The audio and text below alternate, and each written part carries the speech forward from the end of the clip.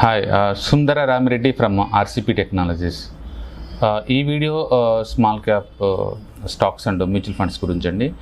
And small cap stocks అన్నీ కూడా over valuation జోన్కి వచ్చినాయా, అండ్ ఓవరాల్ మార్కెట్ క్యాపిటలైజేషన్తో పోల్చుకున్నప్పుడు హిస్టారికల్ డేటా ప్రకారం చూసుకున్నప్పుడు ఈ small caps market capitalization higher end ఉందా. అండ్ మనం మ్యూచువల్ ఫండ్స్ డేటా చూసుకుంటే అవుననే చెప్పాలండి. ఎందుకంటే లాస్ట్ 4 డేస్లో Tata small cap mutual fund వాళ్ళు లంసమ్ అమౌంట్ని ఇన్వెస్ట్మెంట్ చేయడాన్ని కంప్లీట్గా బ్యాన్ చేశారు. ఎవరైనా సరే ఈ Tata small cap mutual fund invest చేయాలంటే కేవలం ఎస్ఐపి ఆప్షన్ మాత్రమే ఉంది. అలాగే నిన్న కూడా Nippon small cap mutual fund వాళ్ళు లంసమ్ అమౌంట్ని యాక్సెప్ట్ చేయట్లేదండి నిన్నటి నుంచి. అంటే నిప్పాన్లో కూడా మీరు ఎస్ఐపిలోనే ఇన్వెస్ట్ చేసుకోవాల్సి ఉంటుంది. ఇంతకుముందు ఆల్రెడీ ఎస్బీఐ ఇలా ఓవర్గా మనీ వస్తుందని చెప్పేసి వాళ్ళు కూడా లంసమ్ అమౌంట్ని ఆపేస్తారండి తీసుకోవటం, ఓన్లీ ఎస్ఐపిలోనే. అంటే ఎస్బీఐ స్మాల్ క్యాప్ మ్యూచువల్ ఫండ్లు ఇన్వెస్ట్ చేయాలన్నా, నిప్పాన్ స్మాల్ క్యాప్ మ్యూచువల్ ఫండ్లు ఇన్వెస్ట్ చేయాలన్నా, టాటా స్మాల్ క్యాప్ మ్యూచువల్ ఫండ్లు ఇన్వెస్ట్ చేయాలన్నా మనకున్న ఆప్షన్ ఇప్పుడు కేవలం ఎస్ఐపినే. మీరు కనుక ఎస్ఐపిలో ఇన్వెస్ట్ చేయాలనుకుంటే మీ ఇన్వెస్ట్మెంట్ కంటిన్యూ చేయొచ్చండి. బట్ మార్కెట్ డ్రాప్ అయినప్పుడల్లా మనం బల్క్లో లంసంలో కొనాలంటే మాత్రం ఈ 3 మ్యూచువల్ ఫండ్స్ అలౌ చేయట్లేదు.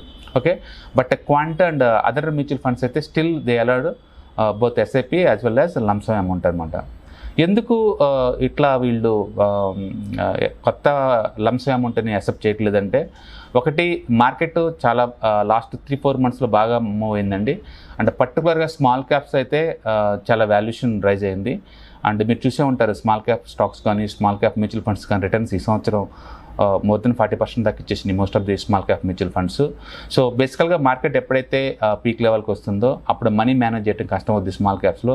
స్మాల్ క్యాప్స్లో ఏంటంటే క్వాలిటీ స్టాక్స్ చాలా తక్కువ ఉంటాయి. అందులోనూ మార్కెట్ ఒకసారి స్టార్ట్ అయితే కనుక ఫస్ట్ ఎక్కువ వాలటిలిటీ స్టార్ట్ అయ్యేది, ఎక్కువ డ్రాడౌన్స్ ఉండేది స్మాల్ క్యాప్స్లోనండి. అండ్ రెండోది majority small cap mutual funds historical data కనుక చూసుకుంటే ఎక్కువ క్యాష్ హోల్డింగ్ చేస్తున్నారండి ఆల్రెడీ. అంటే వాళ్ళు ఇన్వెస్ట్ చేసే స్టాక్స్ క్వాంటిటీ పెంచారు, అండ్ స్టాక్స్ నెంబర్ పెంచారు, అండ్ మనీ హోల్డింగ్స్ కూడా పెంచుకుంటూ వస్తున్నారు. ఇంకా వాళ్ళకి మనీ మేనేజ్ చేయలేను అనుకున్నప్పుడు మాత్రం ఈ లంసమ్ అమౌంట్ ఆపేశారనమాట. హిస్టారికల్ డేటా కనుక చూసుకుంటే ఈవెన్ 2018లో కూడా అంతకుముందు కూడా ఇది కామన్ మ్యూచువల్ ఫండ్ ఇండస్ట్రీలో. ఓకే, సో ఎందుకు ఇలా జరుగుతుందో చూద్దామండి. లాస్ట్ ఇయర్ కనుక మనం చూసుకుంటే అన్నిటికంటే మనీ ఫ్లో ఎక్కువ ఉంది మ్యూచువల్ ఫండ్ కేటగిరీలో స్మాల్ క్యాప్స్ అండి, తర్వాత మిడ్ క్యాప్, తర్వాత లార్జ్ అండ్ మిడ్ క్యాప్, తర్వాత ఫ్లెక్సీ క్యాప్. అన్నిటికంటే తక్కువ మ్యూచువల్ ఫండ్ మనీ ఫ్లో అయింది మాత్రం లార్జ్ క్యాప్ అనమాట. సో అందుకని లార్జ్ క్యాప్తో కంపేర్ చేసుకుంటే రిటైల్ ఇన్వెస్టర్లు అందరూ కూడా ఎక్కువ మంది స్మాల్ అండ్ మిడ్ క్యాప్కి వెళ్తున్నారు, and they are doing the right direction. అలాగే మెజారిటీ ఈ ఫైనాన్షియల్ యాప్స్ కనుక మనం చూసుకున్నట్లయితే లైక్ ఇండ్ మనీ కానీ, లేదా కువేరా యాప్ కానీ, లేదా పేటిఎం మనీ యాప్ కానీ, లేదా గ్రో యాప్ కానీ చూసుకున్నట్టే అన్నిటికన్నా ట్రెండింగ్లో ఉండేది నెంబర్ 1 ఈ స్మాల్ క్యాప్ మ్యూచువల్ ఫండ్స్ అండి. అండ్ మీరు బాగా అబ్జర్వ్ కనుక చేసుకుంటే ఐఎన్డి మనీలో top trending mutual fund quant small cap mutual fund, తర్వాత Nippon India small cap fund అనమాట. ఈ 2 ఫుల్ ట్రెండింగ్లో ఉన్నాయి. మనం కనుక టాప్ 5 కనుక చూసుకుంటే ఇండ్ మనీలో ఫుల్ ట్రెండింగ్లో ఉండేది quant small cap, Nippon India small cap, HDFC flexi cap, and Axis small cap, and SBI small cap. So IND money ద్వారా కొనే వాళ్ళల్లో టాప్ 5 ట్రెండింగ్లో ఉన్న మ్యూచువల్ ఫండ్స్లో అవుట్ ఆఫ్ 5లో 4 belongs to small cap category. దాన్ని బట్టి ఊహించుకోండి మనీ ఈ స్మాల్ క్యాప్స్ ఫండ్స్కి ఎలా వస్తుందో. అలాగే Kuvera India's the biggest mutual fund app అండి ఇది. దీంట్లో కనుక మనం చూసుకున్నట్లయితే హెచ్డిఎఫ్సి స్మాల్ క్యాప్ నెంబర్ 1లో ఉంది, తర్వాత quant small cap second, HDFC mid cap opportunities third one, and Tata small cap, and 4th one Nippon India small cap. So ఇక్కడ కూడా కువేరాలో కూడా టాప్ 5 ట్రెండింగ్లో ఉన్న మ్యూచువల్ ఫండ్స్ ఏదంటే అవుట్ ఆఫ్ 5లో 4 belongs to small cap category అండి. అలాగే పేటిఎం మనీలో కనుక మనం చూసుకున్నట్లయితే quant small cap fund, quant infrastructure fund, and Nippon India small cap fund, and Canara Robeco small cap fund, and ICI prudential small cap fund. Again out of 5లో 4 small cap mutual funds. Groww యాప్లో కనుక చూసుకున్నట్లయితే మనం quant small cap, and quant infra fund, ICICI prudential commodities, and India Nippon India small cap, and Canara Robeco small cap. Again out of 5లో 3 belongs to small cap.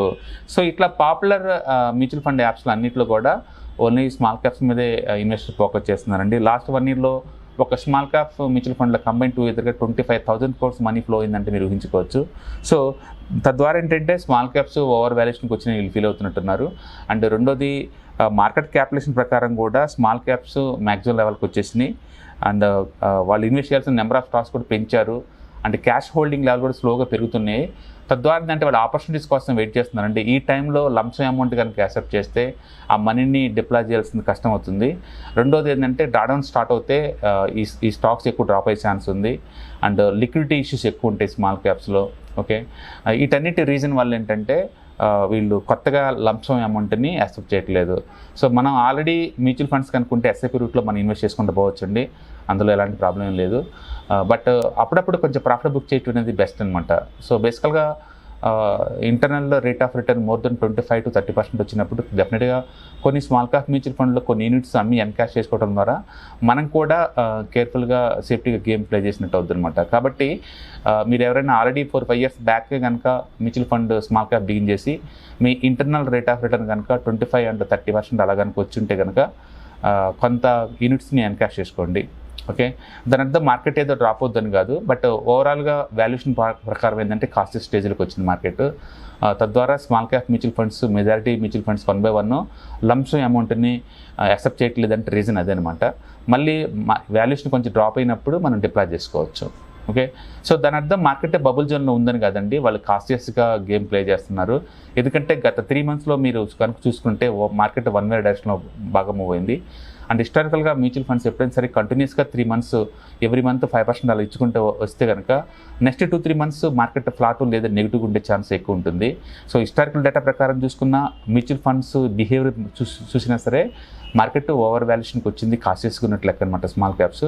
కాబట్టి quality కంపెనీస్లో మనం invest చేయొచ్చాము కానీ but ఓవరాల్గా మార్కెట్ మాత్రం small క్యాప్స్లో కొంచెం కాన్షియస్గా ఉంటే బెటర్ అనమాట. కొంచెం అప్పుడప్పుడు ప్రాఫిట్ బుక్ చేయడం ద్వారా మనం డ్రాడౌన్స్ వచ్చినా సరే తట్టుకొని మనం ఉండొచ్చు. మళ్ళీ మార్కెట్ డిప్లో ఉన్నప్పుడు అదే మనీని మనం డిప్లాయ్ చేయడానికి ఛాన్స్ ఎక్కువ ఉంటుంది.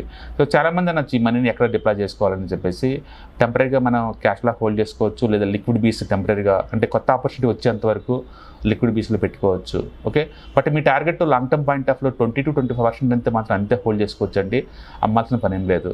బట్ అప్పుడప్పుడు పీక్ లెవెల్లో నేను మార్కెట్లోంచి నేను బయటకు వెళ్ళే టైము మంచి లెవెల్లో వెళ్ళాలి అనుకున్నప్పుడు మాత్రం as internal rate of return కనుక మోర్ దెన్ 25 to 30% కనుక వస్తే that is the right time to encash some units అనమాట. మిగతా వాళ్ళు కంటిన్యూ చేయొచ్చు.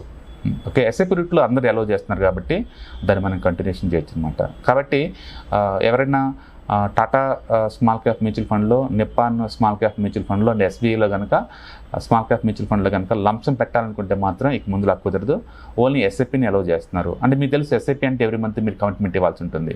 ఒకవేళ మార్కెట్ డౌన్ అయితే ఒకవేళ 20-25% కనుక ఫ్యూచర్లో డిస్కౌంట్కి వచ్చినప్పుడు మేబీ ఆ టైంలో వాళ్ళు యాక్సెప్ట్ చేసి ఉండొచ్చు అండి, యాక్సెప్ట్ చేస్తారు. అప్పటి వరకు ఏంటంటే మనం వేరే స్మాల్ క్యాప్ మ్యూచువల్ ఫండ్లో ఇన్వెస్ట్ చేసుకోవచ్చు. మిగతా వాళ్ళు అంటే క్వాంట్, కెనరా రేబుక్ వాళ్ళు ఇంకా అలౌ చేస్తూనే ఉన్నారండి, అందులో ఇన్వెస్ట్ చేసుకోవచ్చు. Okay, all the best, thank you.